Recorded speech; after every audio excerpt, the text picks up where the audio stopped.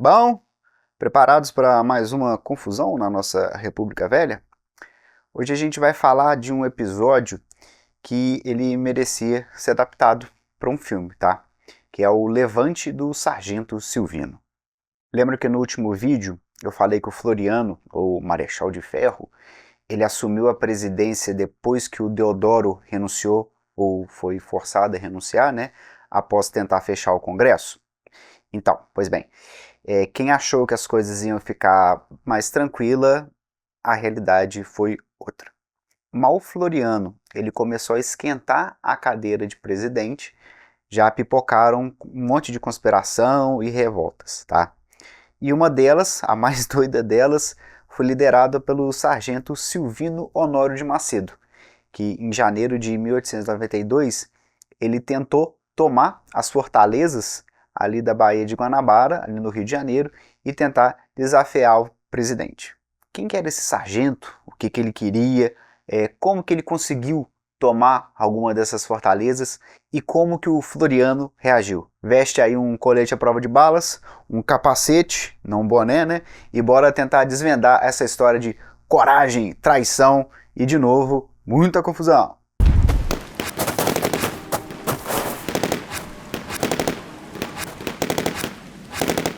O Floriano Peixoto ele assumiu o governo em novembro de 1891, né, com a promessa de restaurar a ordem e a Constituição depois que o Deodoro tinha rasgado elas. O Floriano ele seria o consolidador da República, o cara que ia botar a ordem na casa depois da tentativa de golpe do seu antecessor.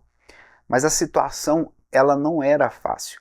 O país, ele para variar, estava dividido, a economia, para variar, estava em crise e a galera que tinha apoiado o Deodoro, ela não estava nada feliz com o rumo das coisas. Além disso, o próprio Floriano, ele não era flor que se cheirava em termos de autoritarismo, né? Lembra que ele tentou dar uma limpada nos governadores que não eram da turma dele? E aí, nesse clima bem gostoso, né, qualquer faísca podia virar um incêndio. E essa faísca, ela veio de onde menos se esperava nesse momento, que era a baixa oficialidade militar, e mais especificamente de um sargento. Mas quem que era o sargento Silvino? O Silvino Honório de Macedo, ele não era um completo Zé Ninguém. Ele já tinha se envolvido em confusão antes. Em dezembro de 1891, rolou um pequeno levante no navio 1º de março com a desculpa de maus tratos. Não desculpa, porque maus tratos aconteciam mesmo na Marinha. A coisa foi controlada rápido, mas acendeu um alerta no governo sobre a realidade da esquadra, que era o nome que se dava à Marinha antigamente. O Silvino ele estava metido nesses distúrbios de dezembro, como eu falei. Ele foi processado, mas acabou sendo absolvido. Mal ele já saiu, né, livre, ele já estava planejando outra confusão. Ele era do 1º Batalhão de Artilharia de Posição. Era lotado na Fortaleza de Santa Cruz, que é uma das principais defesas lá da Baía de Guanabara, no Rio.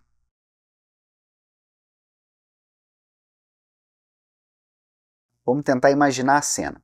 Café da manhã na Fortaleza de Santa Cruz. Os soldados estão lá tranquilos, tomando seu pingado. De repente, pá! O sargento Silvino e os seus comparsas, eles trancam todo mundo no refeitório. Para quê? Para ganhar tempo e tomar o forte. Enquanto essa galera estava presa nesse bandejão, o Silvino e os seus homens, eles acordaram o comandante do forte, que era o coronel Bezerra Cavalcante, e os outros oficiais da base, todo mundo na base da surpresa ali, e eles prenderam todo mundo. Só que o Silvino, ele não parou por aí. Ele foi e dividiu a sua galera. Um grupo foi para a Fortaleza da Laje, que é uma outra ilha fortificada lá na Baía da Guanabara. Eles chegaram lá e tomaram essa fortaleza sem grande dificuldade. Dali, eles foram para a Fortaleza de São João, só que lá não tinha munição. Então aí eles declararam o forte moralmente revoltado, tipo, tomamos na intenção aqui, e eles voltaram lá para Santa Cruz. Um outro grupo foi para a Fortaleza do Pico, que ficava no alto de um morro lá, para variar no Rio, cheio de morro, né? E também tomaram essa fortaleza muito fácil. Então, em questão de horas, um sargento ele já controlava 3 importantes fortalezas que defendiam a capital da República. Se vocês olharem ali o mapa do Rio, ali na Baía da Guanabara é cheio de fortaleza. Essas fortalezas, elas ainda existem hoje. Aí lá pelas 7 horas da manhã, 2 capitães eles chegaram lá na Fortaleza de Santa Cruz sem saber de nada que estava acontecendo. Um deles ele tinha acabado de ser transferido para lá. E assim que eles colocaram os pés no forte, eles deram de cara com o Silvino, que era o novo dono da fortaleza. O Silvino, né, ele estava todo cheio de si, pelo feito dele, né? Ele entregou um papel para esses capitães levarem para o presidente. Era uma intimação. Ele estava exigindo que o Floriano entregasse o poder de novo para o Marechal Deodoro no prazo improrrogável de 2 horas, sob pena deles bombardearem o Rio de Janeiro. Então o Silvino ele queria o Deodoro de volta, aquele mesmo Deodoro que tinha acabado de ser chutado do poder, e o Silvino, para isso, ele estava ameaçando bombardear o Rio. Assim que o Floriano ele recebeu a notícia, ele foi direto para a sede do governo federal e ficou lá durante as 48 horas que durou essa revolta. O Floriano era um cara muito sério, e ele não iria se abalar por uma coisa tão pequena.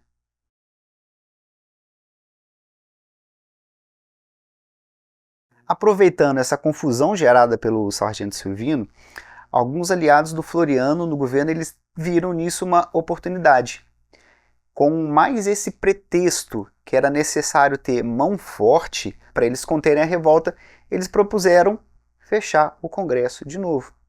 Isso aí, mal tinham reaberto o Congresso, né, depois do golpe do Deodoro, e já queriam fechar o Congresso de novo por causa de uma revolta liderada por um sargento.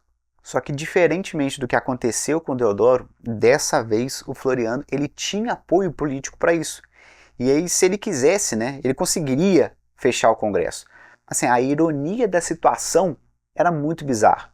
O Rui Barbosa, que é um político muito importante dessa época, ele era muito afiado nas palavras, ele era um escritor, ele resumiu muito bem.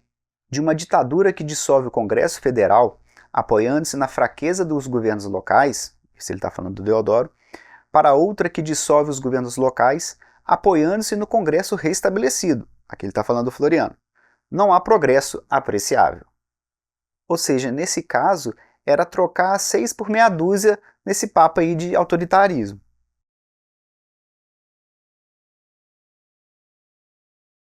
Mas antes de partir para porrada, o governo tentou conversar. Eles mandaram o coronel Rocha Calado, que era um oficial de artilharia, como emissário para falar com Silvino lá na Fortaleza de Santa Cruz. A conversa ela não foi amena, ela foi bem tensa. O Calado ele tentou argumentar, mas o Silvino ele estava irredutível. Ele terminou a conversa com o Calado usando uma frase de efeito. Ou Deodoro assume o poder, ou nós vamos até o fim.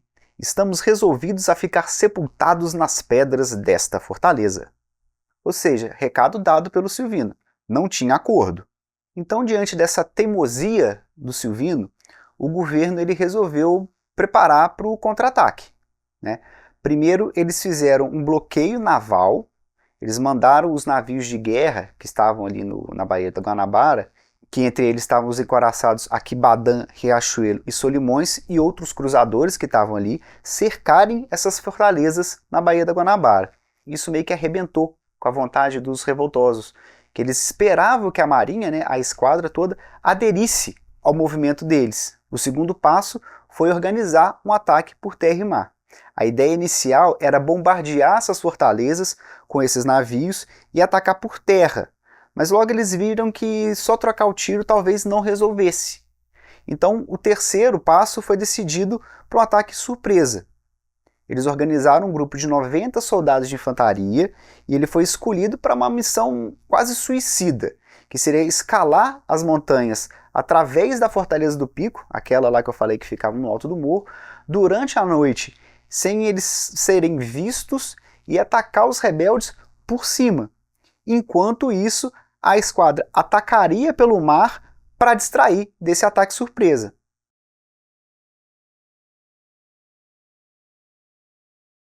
Então, enquanto o governo ele preparava esse ataque principal, a situação na Fortaleza da Laje ela já estava ficando feia para os rebeldes. Eles estavam completamente isolados na ilha, eles estavam esperando reforços, né, do Silvino, que nunca chegaram. E eles estavam vendo que a marinha estava toda do lado do governo. Então bateu um desespero. Eles ficaram com medo de morrer à toa e eles se renderam e devolveram o forte para o comandante original. Agora, o ataque à Fortaleza do Pico, ela foi uma puta de uma aventura. Os 90 homens designados para a tarefa, eles escalaram o morro no escuro, mas assim, com o maior cuidado, né? Eles demoraram umas 2 horas para chegar lá em cima. Quando eles chegaram lá, eles abriram fogo contra os rebeldes lá da Fortaleza do Pico. Um outro grupo começou a escalar também, mas aí sem tanta preocupação com o silêncio. Só que tinha um problema. O portão do forte estava fechado. O que eles fizeram? Eles escalaram as muralhas. Os rebeldes lá dentro, eles vendo soldados do governo escalando parede assim de noite, eles entraram em pânico, vendo que a derrota deles ali já estava certa. Mas nem tudo deu certo, né? Ainda teve uma grande atrapalhada. Enquanto a galera escalava, outros 2 batalhões legalistas, né, estavam liderados pelo general Enéas Galvão, que também participou da proclamação da República, eles tentavam arrombar o portão principal. Só que sem saber que seus colegas já estavam lá em cima, né? Já tinham tomado uma parte da fortaleza. Então, quando os que estavam lá dentro abriram o portão, de repente para ajudar, eles foram recebidos a tiros pelos próprios companheiros que estavam tentando entrar, né? Foi esse fogo amigo, no desespero ali, sem comunicação na hora. Com a Fortaleza do Pico tomada, o próximo alvo era a Fortaleza de Santa Cruz, que era o quartel-general do sargento Silvino. Lá dentro, o desânimo também já estava batendo. O Silvino, ele não entendia por que a capital não tinha se rebelado, por que o pessoal do Rio não tinha se rebelado, por que a Marinha não tinha aderido, por que os políticos que prometeram apoio a ele sumiram, né? Ele acabou vendo que ele foi abandonado. Nessa situação, muitos dos seguidores do Silvino começaram a trocar de lado com medo de uma possível vingança do governo. Só que o Silvino, ele era muito teimoso, como eu falei, e ele continuava resistindo. Numa tentativa de convencer um grupo de soldados do governo a se juntar a ele, ele levou um tiro do rosto. O tiro meio que desfigurou o rosto dele, mas não matou.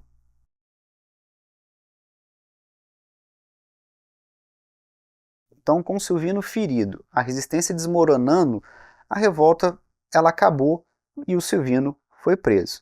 E o que o Floriano fez? Surpreendentemente, né, no primeiro momento, ele perdoou o Silvino. Naquela época, o Floriano já estava tentando uma tática de pacificação para tentar acalmar os ânimos.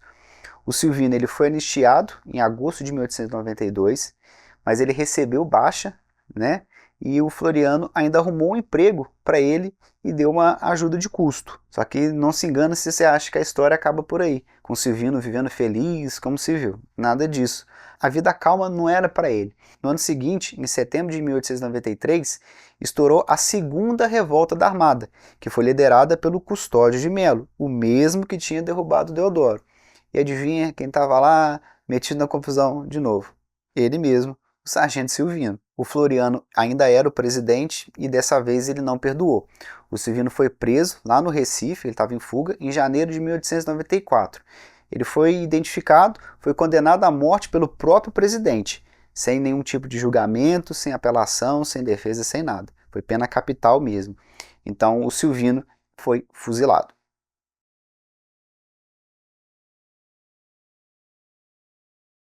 O levante do sargento Silvino, apesar de ele ter sido rapidamente controlado, ele mostrou algumas coisas.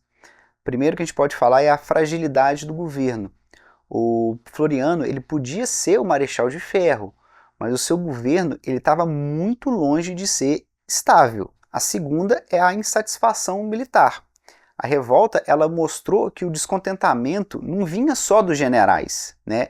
Ela também vinha das patentes mais baixas, como no caso aqui, sargento. Outra coisa são as conspirações políticas. O inquérito que foi feito sobre a revolta, ele apontou que não foi só coisa do Silvino, não. Tinha políticos envolvidos, oficiais de alta patente por trás, mas eles estavam usando o sargento meio que como uma bucha de canhão.